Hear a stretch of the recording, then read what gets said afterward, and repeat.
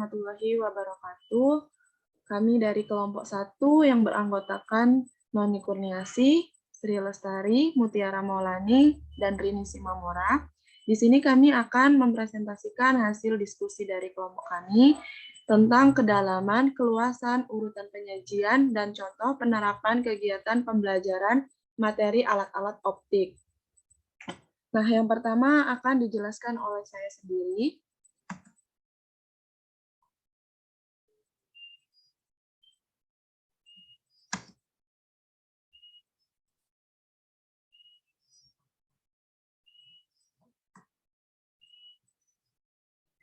Nah, yang pertama ada kedalaman dan keluasan materi. Untuk kedalaman dan keluasan materi ini, dalam hal keluasan dan kedalaman materi, pada KD 3.11 menganalisis cara kerja alat optik menggunakan sifat pemantulan dan pembiasan cahaya oleh cermin dan lensa. Untuk KD 4.11 yaitu membuat karya yang menerapkan prinsip pemantulan dan atau pembiasan pada cermin dan lensa. Dan kemudian di KD 4.12 yaitu menyajikan hasil percobaan tentang pembentukan bayangan pada cermin.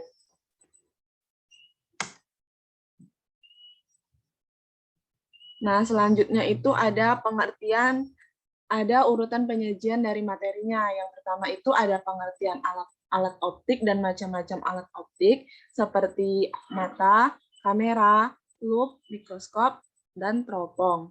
Nah, kemudian yaitu ada bagian-bagian dan fungsi dari alat optik itu sendiri. Kemudian ada prinsip kerja dari alat optik itu sendiri. Nah, selanjutnya ini untuk materinya yaitu alat optik, di mana alat optik ini adalah alat-alat yang menggunakan lensa atau cermin untuk memanfaatkan sifat-sifat cahaya, yaitu dapat dipantulkan dan dapat dibiaskan. Cahaya tersebut digunakan untuk melihat. Nah, alat optik utama adalah mata. Selain itu, mikroskop, lup, dan lain-lain adalah alat bantu dari mata. Nah, selanjutnya itu ada prinsip kerjanya. Nah, alat optik adalah alat yang digunakan untuk membantu penglihatan manusia. Dalam ilmu fisika, cara kerja alat optik sendiri dengan memanfaatkan prinsip pemantulan dan pembiasan cahaya. Nah, dalam perjalanannya, alat optik ini dapat dibagi menjadi dua, yaitu alat optik yang alami seperti mata dan buatan. Keduanya bekerja berdasarkan prinsip cahaya. Nah, untuk materi selanjutnya akan dijelaskan oleh Rini Simamora. Pada Rini disilakan.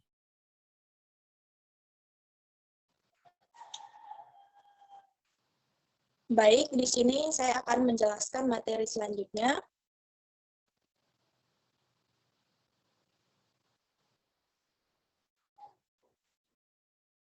Yang pertama, bagian-bagian mata, yaitu 1, kornea mata, melindungi bagian dalam mata. Yang kedua, pupil sebagai lubang tempat masuknya cahaya ke dalam mata. Yang ketiga, iris, memberi warna mata dan mengatur besar kecilnya pupil. Keempat, otot mata, mencembung dan memipihkan lensa mata. Yang kelima, lensa mata, membentuk bayangan dari benda yang dilihat. Yang keenam, retina, layar tempat bayangan terbentuk. Dan yang ketujuh yaitu saraf mata, membawa kesan bayangan yang terbentuk ke otak.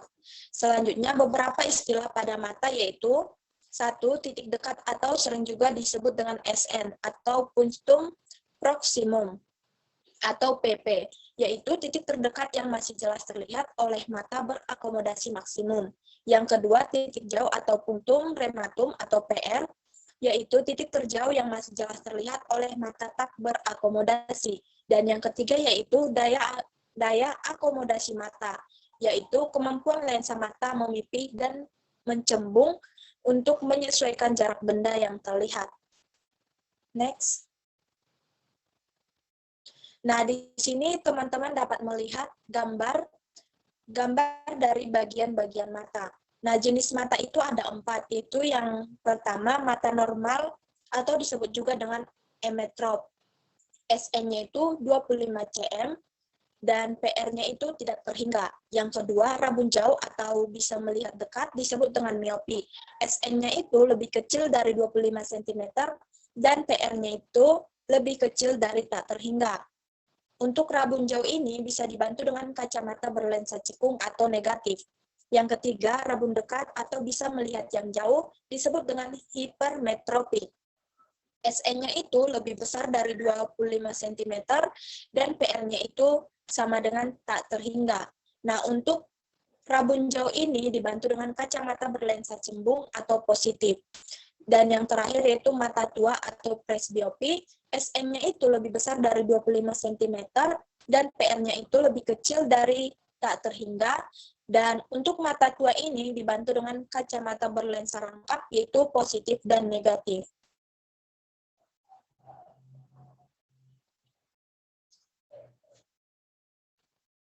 Selanjutnya, kamera. Selanjutnya, alat optik yang kedua adalah kamera. Bagan sebuah kamera dapat dilihat pada gambar 3.2 berikut. Nah, di sini ada gambar untuk bagan kamera. Adapun bagian-bagian penting dari kamera adalah sebagai berikut. Yang pertama, shutter sebagai pengatur jarak lensa ke benda-benda. Aparatur sebagai lubang tempat cahaya masuk.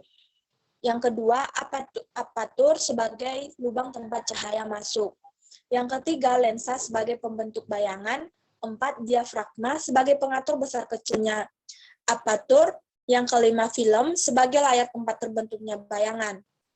Nah, untuk memperoleh gambar yang jelas pada film, maka benda yang dipotret harus diletakkan pada ruang 3 dari lensa kamera.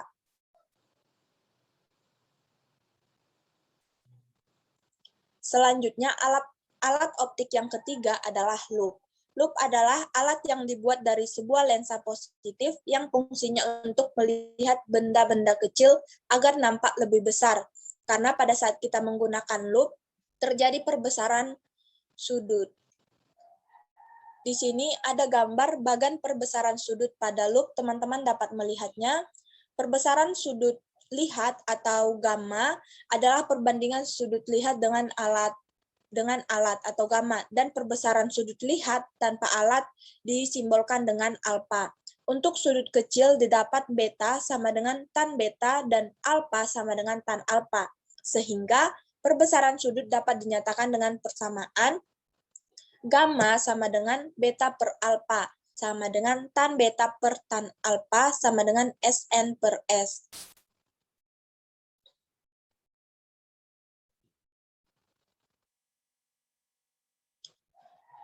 Di mana dari persamaan tadi, alfa adalah sudut lihat tanpa alat, beta adalah sudut lihat dengan alat, gamma adalah perbesaran sudut, Sn adalah jarak titik dekat pengamat, dan S adalah jarak benda ke loop. A, untuk mata berakomodasi maksimum, S lebih kecil dari F, perbesaran sudut. Persamaannya adalah 1 per S sama dengan 1 per S aksen dikurang 1 per F. S aksen sama dengan min Sn. 1 per S kurang 1 per Sn sama dengan 1 per F. Itu artinya 1 per S sama dengan Sn tambah F per Sn dikali F.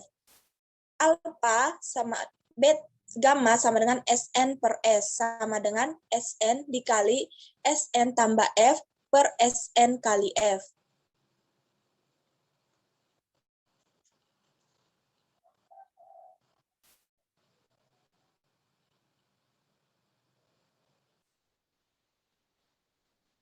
Yang B, untuk mata tak berakomodasi, S sama dengan F, sehingga perbesaran sudutnya adalah gamma sama dengan Sn per F. Nah, untuk penjelasan selanjutnya akan dijelaskan oleh rekan saya kembalikan kepada Tari.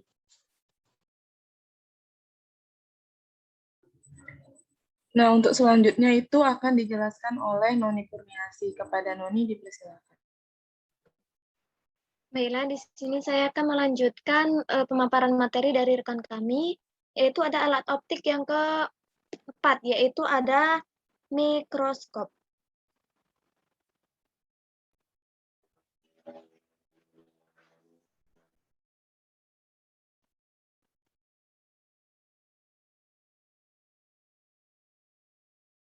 Nah, mikroskop adalah alat untuk melihat benda-benda yang sangat kecil atau zat renik Pada mikroskop juga terdapat dua lensa positif. Yang pertama ada lensa objektif, yaitu dekat dengan benda, dan yang kedua ada lensa okuler dekat dengan mata, di mana FOB itu lebih kecil dari FOK. Nah, kita bisa melihat di bawah ini ada bagian-bagian dari mikroskop. Next, Tari.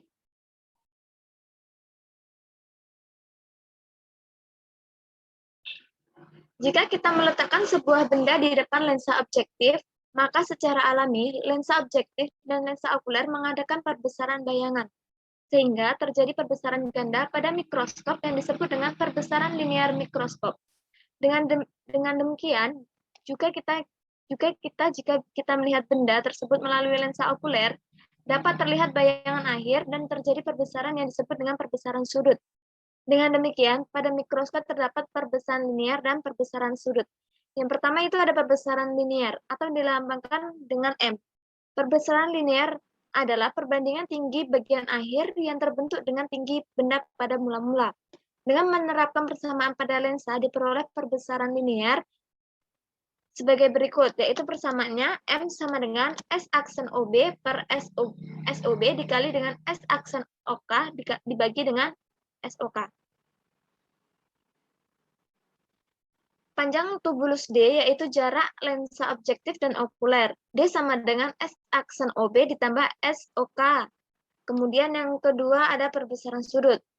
Nah, untuk mata berakomodasi maksimum, prinsip kerjanya yaitu yang pertama lensa objektif FOB lebih kecil dari SOB.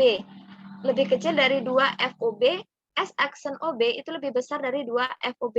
Kemudian yang kedua ada lensa okuler yang berfungsi sebagai loop. SOK lebih kecil dari FOK atau S aksen OK sama dengan negatif SN. Nah, di sini ada persamaan gamma sama dengan S1OB dibagi dengan SOB dikali dengan dalam kurung SN per FOK ditambah dengan 1. Panjang tubulus D yaitu sama dengan D aksen S aksen OB ditambah dengan SOK. Next. Kemudian untuk mata tak berakomodasi, prinsip kerjanya yaitu lensa objektif FOB lebih kecil dari SOB lebih kecil dari 2 FOB. S aksen OB lebih dari 2 FOB. Kemudian yang kedua adalah lensa okuler yang berfungsi sebagai loop. Itu SOK sama dengan FOK atau SOK sama dengan tak terhingga, di mana rumus gamanya yaitu S aksen OB dibagi dengan SOB dikali dengan SN dibagi dengan FOK. Nah, panjang tubulus D itu sama dengan S aksen OB ditambah dengan FOK. Untuk keterangannya yaitu SOB sama dengan jarak benda objektif ke lensa objektif.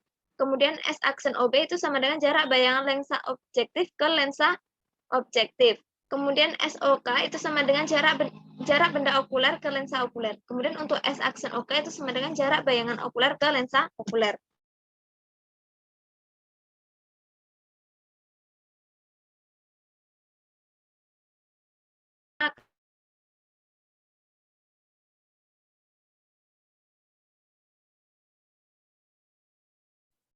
Nah, untuk materi selanjutnya itu akan dijelaskan oleh Mutiara Maulani. Kepada Mutiara Maulani dipersilakan.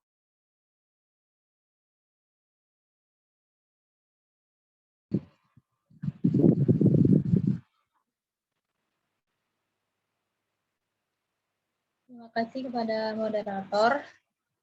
Baiklah, bisa di next slide-nya.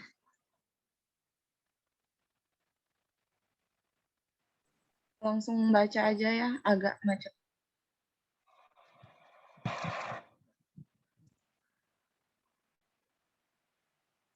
Slide-nya belum. Nah, baiklah, selanjutnya itu teropong. Nah, teropong yaitu alat untuk melihat benda-benda jauh agar tampak jelas. Nah, jenis teropong itu yang pertama ada teropong bintang. Pada teropong bintang terdapat 2 buah lensa positif, lensa objektif dan lensa okuler, di mana FOB itu besar dari FOK. Yang pertama, untuk mata berakomodasi maksimum, itu prinsip kerjanya adalah lensa objektif, SOB sama dengan tak hingga, dan S aksen OB sama dengan FOB. Lensa okuler berfungsi sebagai loop. SOK kecil FOK, S aksen OK sama dengan negatif SN. Next.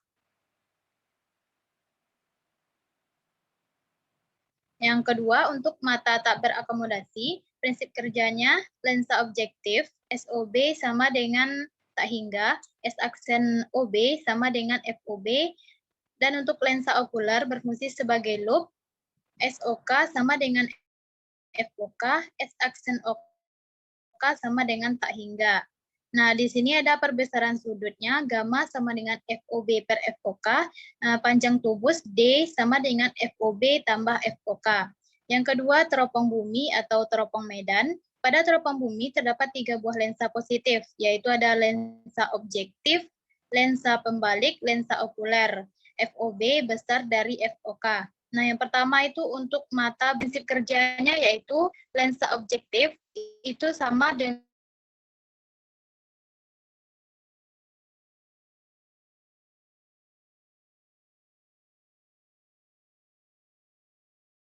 lensa okuler berfungsi sebagai loop, itu SOK kecil dari FOK, S aksen OK sama dengan negatif SN. Next.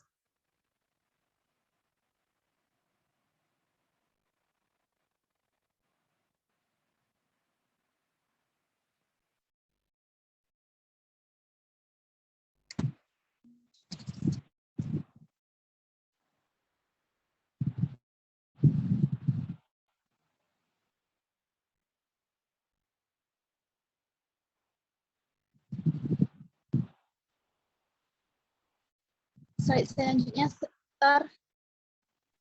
Udah belum jalan kah? Baiklah, selanjutnya untuk mata tak berakomodasi, itu prinsip kerjanya. Yang pertama, lensa objektif sama dengan tak hingga, S aksen OB sama dengan FOB, lensa pembalik SP sama dengan 2FP, S aksen P sama dengan 2FP, lensa okuler berfungsi sebagai loop, di mana SOK sama dengan FOK, S aksen OK sama dengan tak hingga. Nah, di sini ada juga rumusnya perbesaran sudut untuk gammanya FOB per SOK dan panjang tubusnya D FOB tambah 4FP tambah SOK. Nah, perbesaran sudut sama dengan gamma FOB per FOK, panjang tubus D sama dengan FOB tambah 4FD tambah FOK. Nah, yang ketiga ada teropong tonil atau teropong panggung. Nah, pada teropong tonil terdapat sebuah lensa positif, yaitu lensa objektif, dan sebuah lensa negatif, yaitu lensa okuler. Nah, untuk mata berakomodasi maksimum, prinsip kerjanya lensa objektif sama dengan tak hingga, S aksen OB sama dengan FOB. Lensa okuler berfungsi sebagai lensa pembalik, FOK kecil SOK kecil 2 FOK di belakang lensa okuler. S aksen OK sama dengan negatif SN. Di mana di sini perbesaran sudut atau gamma itu sama dengan FOB per SOK, panjang tubus D sama dengan FOB tambah SOK. Next.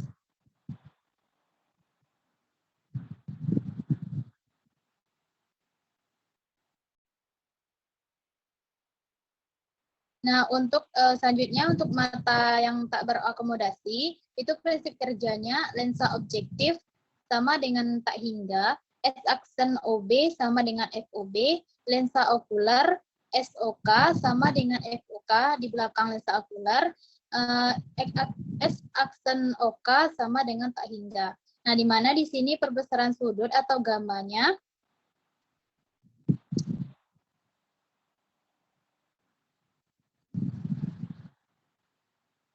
Nah, baiklah, sekian yang dapat saya jelaskan. Saya kembalikan kepada moderator. Baiklah, itulah tadi presentasi dari kelompok 1. Terima kasih kepada rekan-rekan saya yang sudah mempresentasikan hasil diskusinya. Saya akhiri. Wassalamualaikum warahmatullahi wabarakatuh.